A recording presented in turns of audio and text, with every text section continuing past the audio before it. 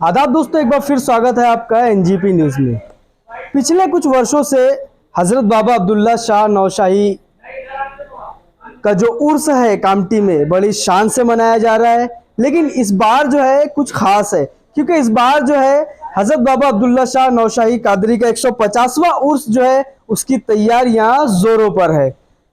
एक अजीमुशान और एक ऐतिहासिक उर्स 150वां इस बार मनाने जाने वाला है। किस तरह की तैयारियां हैं, किस तरह के प्रोग्राम जो है पूरे उर्स के मौके पर किए जाने वाले हैं, हमारे साथ दरगाह कमेटी के अध्यक्ष आबिद भाई ताजी है। बात करेंगे उनसे कि किस तरह की प्लानिंग है। आज 3 तारीख हो चुकी है, 6 तारीख से जो है ये प्रोग्राम यहाँ पर शुरू होने वाला है। किस तरह की तैयारियां हैं, चलिए बात करते हैं। भाई, पिछले कुछ समय से देखने में आया है कि काफ़ी शान और शौकत के साथ जो है एक अजीमुशान उर्स जो है आप दरगाह कमेटी की तरफ से अब्दुल्ला शाह का मनाया जा रहा है। इस बार 150वां उर्स होने वाला है।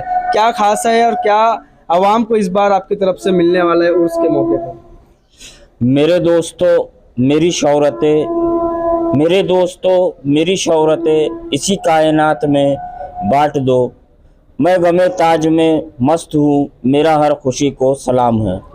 अस्सलाम वालेकुम नाजरीन, इस साल सुल्तान सूबा आरिफ बिल्ला हज़रत बाबा अब्दुल्ला शाह नौशाही कादरी रहमतुल्लाह अलैह का 150वां उर्स मनाया जा रहा है, जो एक आपका लक़ब ही नौशाही है। बिल्कुल। तो उसी तरह नौशाही की तरह ये उर्स मनाया जा रहा है, जिसमें 6 तारीख से लेकर 12 तारीख तक ये उर्स मनाया जाएगा यहाँ कामटी रेलवे स्टेशन रोड पे जी, दरगाह परिसर के अंदर जी। 6 तारीख को सुबह 10 बजे एक मेडिकल कैंप बड़ा रखा गया है, जिसमें शालिनी ताई मेघे अच्छा, हॉस्पिटल एंड रिसर्च सेंटर की पूरी टीम अच्छा, यहाँ आने वाली है। और उसी के साथ रक्तदान शिविर भी है, जो तंजीम खुद्दामे कमेटी जो हर साल करती है।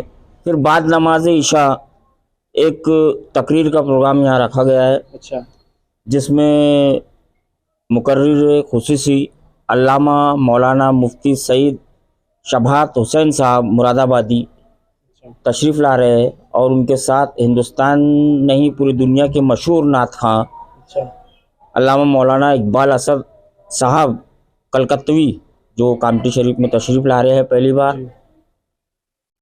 फिर जो लंगर न्याज कुरान खानी मिलाद वो होते रहती है। फिर 7 तारीख को भी सुबह इसी तरीके से इंतज़ाम है, और 7 तारीख को शाम में 7 बजे ऑल इंडिया मुशायरा व कवि सम्मेलन का आयोजन किया है, जिसमें ऑल वर्ल्ड के जो इंडो पाक आज अभी तो कर अपने इंडिया में या पाकिस्तान में इंडो पाक मुशायरा नहीं होता है, अब दुबई में होता है। तो जो उसके अंदर हिस्सा लेते हैं वो अल्हम्दुलिल्लाह वो शायर यहाँ आ रहे हैं। क्या बात।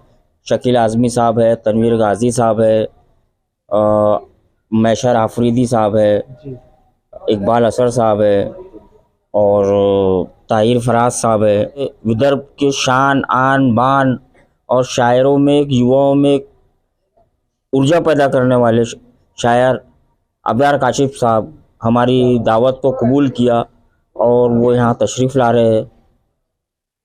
फिर 8 तारीख को दरबारी प्रोग्राम है जी, जैसा दरबार का गुस्ल होता है, कुरान खानी होती है, मिलाद होता है जी।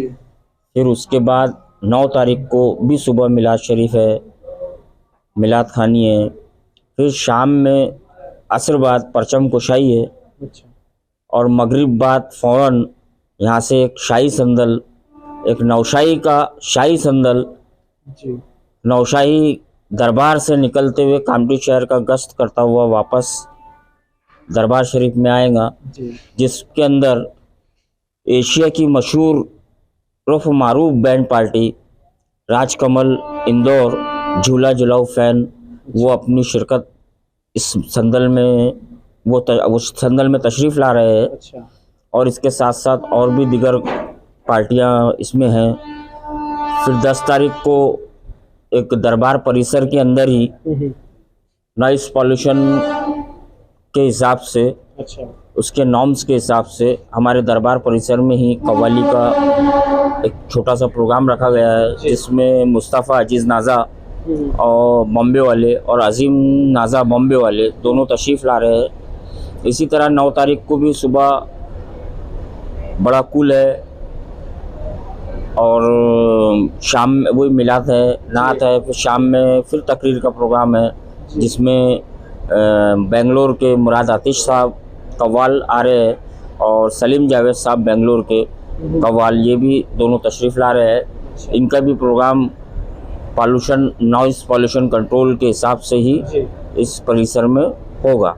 अभी तो एक बारिश का मौसम है, लगातार जो है आज से बारिश भी कल से ही शुरू है, तो बारिश को देखते हुए आवाम के लिए किस तरह का इंतज़ाम किया गया है इस बार? देखिए, बारिश का मौसम है और ये उर्दू तारीखों से, ये संदल जो उर्स होते हैं ये उर्दू तारीखों से होते हैं। जो तारीखी औलिया इकराम होते हैं ख़ास तौर पे इनकी उर्दू तारीखों से ही प्रोग्राम होते हैं। तो अब उसमें मौसम कोई भी आए, अब रह गया सवाल ज़ायरीन की, क्या यानी अपन ज़ायरीन के लिए क्या इंतज़ाम कर रहे हैं। तो अल्हम्दुलिल्लाह आज अपने पास 2 बिल्डिंग है जी, उसके बैंक्वेट हॉल है, ऊपर हॉल है, लंगर में हॉल है, फिर ये आज 10-11 हज़ार स्क्वायर फीट का डूम डला है यहाँ पर, ये है। फिर इधर लंगर जो हम लोग खिलाते हैं पीछे, उसका इंतज़ाम है। हमको थोड़ा सा जो अभी महाराष्ट्र गवर्नमेंट की तरफ से जो ये जो शॉपिंग कॉम्प्लेक्स बना है और ये लंगर शेड जो बन के रखा है, इसके अंदर भी हमको इस्तेमाल करने में आसानी होगी। आबिद भाई, काफ़ी अच्छा इंतज़ाम जो है हर बार की तरह इस बार भी जो है आप लोगों ने देखने में आया कि एक बड़ा डोम जो है जो फुली वाटर प्रूफ है, पानी की एक कतरा भी मैं समझता हूँ अंदर किसी को तकलीफ़ नहीं देगा। दरगाह मैनेजमेंट के बारे में थोड़ा सा मैं चाहूँगा कि आप बताइए। आप तकरीबन 4-5वां साल है आप लोगों का, आपके कार्यकाल में किस तरह से चल रहा है, कौन कौन यहाँ पर मुकर्रर किए गए हैं, खादिम कौन कौन है, थोड़ा सा उसके बारे में एक छोटा सा शॉर्ट हमारे दर्शकों को बताइए। देखिए, मैनेजमेंट का ऐसा है कि जो हमसे पहले थे जी, वो भी ट्रस्टी थी जी जी, और हम भी ट्रस्टी है बिल्कुल। तो ये सिर्फ ट्रस्ट ही संभालती है। और रह गया सवाल मुजावर का या खादिम का जी, तो भैया ये ट्रस्ट ही मुजावर वहाँ मुकर्रर करती है। अच्छा। जिसमें एक मुजावर साहब है और उनके साथ में जो है ना स्टेपनी जैसा बोलते हैं काम करते हैं वो मोहसन साहब है जी जी। और रह गया सवाल खादिम का, तो यहाँ ऐसा कोई खादिम है नहीं। अच्छा।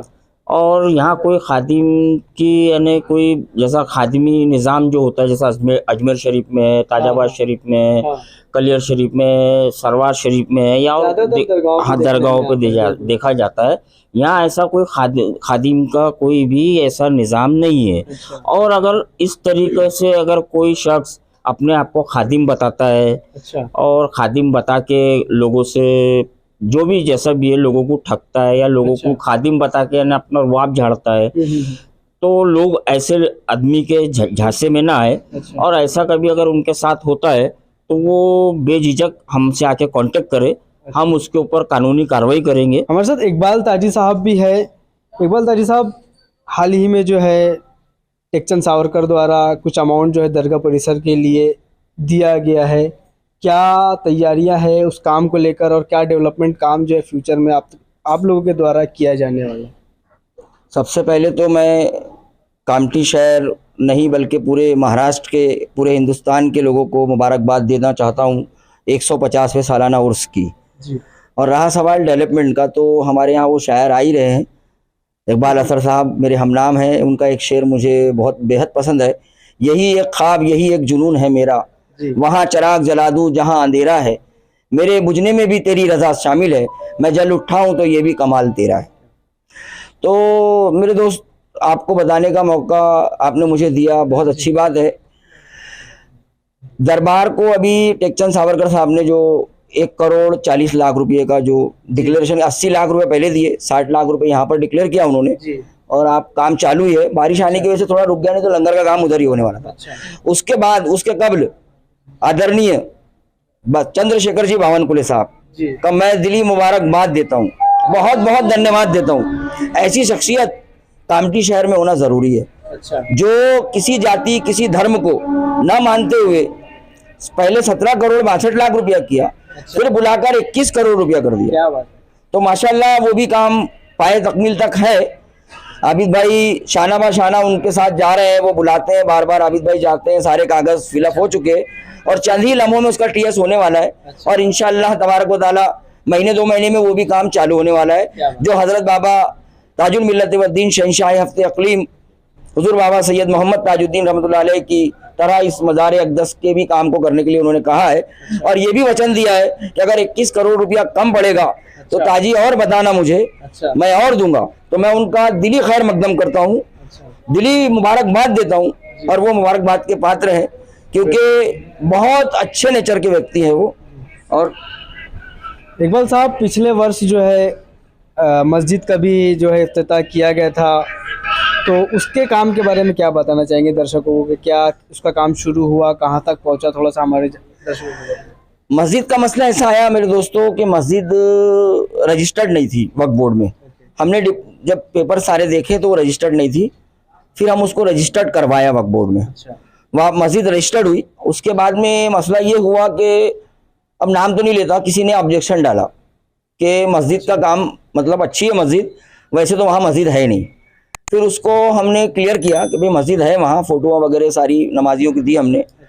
अल्हम्दुलिल्लाह मस्जिद का आधा काम करने के लिए बॉम्बे की एक पार्टी आई थी जो बोले मैं आधा संभाल लेती हूँ, लेकिन अब वो शरारती होने की वजह से थोड़ा काम डिले हो गया। लेकिन इंशाअल्लाह रब्बुल इज़्ज़त अल्लाह ने चाहा तो परवरदिगार अपना करम फरमाया अपने बुज़ुर्गों के सदक़े में और मेरे मुर्शिद सरकार ताजुल औलिया के सदक़े में इंशाअल्लाह ताला मस्जिद जल्दी ही अपने पाए तकमील पर जाएगी और आलीशान मस्जिद बनाएंगे इंशाअल्लाह। अल्लाह के करम से सरकार का साया हम पर कायम और दायम रहे और सरकार ताजुल औलिया ने हमें यहाँ मुकर्रर किया है खुदा खादिमी के लिए, हम तो गुलाम ताजुल औलिया के हैं। तो दोस्तों 150वां उर्स मनाया जाने वाला है, तैयारियां पूरी तरह से मुकम्मल हो चुकी है। देख सकते हैं सारे लोग जो है यहाँ पे काम करने के लिए बजात खुद यहाँ पर आके रोजाना काम हो रहा है। हम भी 2 दिन पहले आकर यहाँ पर आके देखे थे, अभी भी जो है काफ़ी कुछ हद तक काम हो चुका है। तो 6 तारीख से जो है पूरा काम जो है, पूरा जो उर्स है उसका जो सिलसिला है यहाँ पर 6 तारीख से शुरू होने वाला है। उसकी पूरी जानकारी दरगाह के ट्रस्टी आबिद भाई ताजी द्वारा आपको मिली है और किस तरह से डेवलपमेंट का काम जो है किया जा रहा है, कितने फंड कौन कौन किस तरह से यहाँ पर आ रहा है, उसके लिए किस तरह से मेहनत की जा रही है, उसकी भी पूरी जानकारी इकबाल ताजी द्वारा आपको दी गई है। तो 150वां उर्स है, हर साल की तरह इस साल भी इतिहास रचने वाला है। तो आइए इस 150वें उर्स का मौका है, लुत्फ उठाइए और देखते रहिए एनजीपी न्यूज़। मिलते हैं अगली वीडियो में, तब तक के लिए अलविदा।